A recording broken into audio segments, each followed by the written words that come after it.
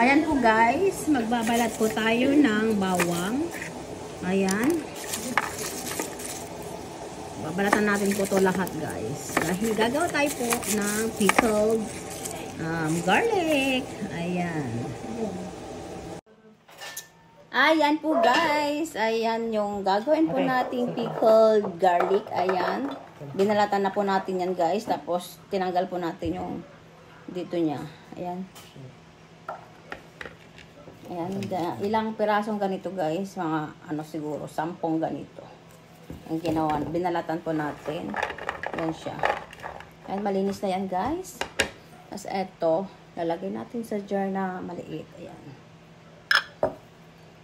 Ang ganda to guys sa ano, sa may high blood yan. Pwede to guys. Lahat ang daming benefits po ng bawang. Ayan. Lalagay na po natin dito lahat guys. Ay malinis ang ating kamay. Ayan.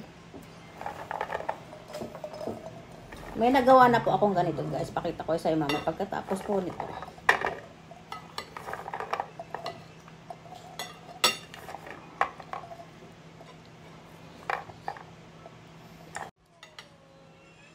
Ayan, ganito na yung tsura niya guys. Nalagay na po natin lahat ng bawang. Ayan. Meron pong konti. Lalagay natin yan mamaya guys. Dito sa ibabaw. Ayan.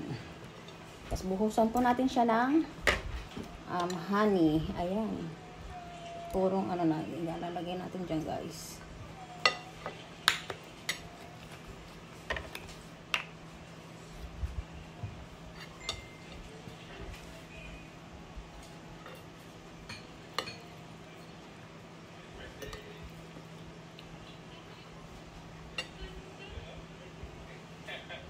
Ayan, ang ganda nito guys, pag nababad na siya.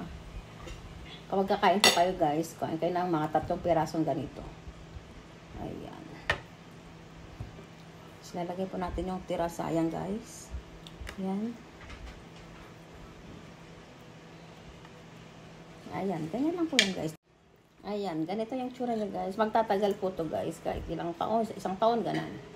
Ayan, basta gamit kayo ng malinis na kutsara guys. Pag nagamit nyo na siya, huwag nyo na siyang gagamit ulit na ano, bagong kutsara ulit guys. Para hindi siya contaminate po guys. Ayan.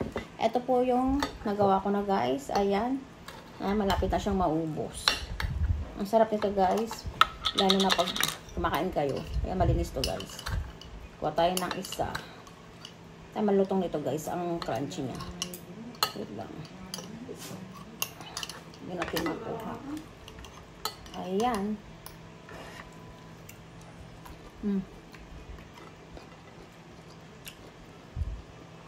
Ayan po guys. Crunchy na po siya. Hindi po to siya masisira guys. Ayan. Ayan po guys. Thank you guys for watching. Just like, share, and subscribe.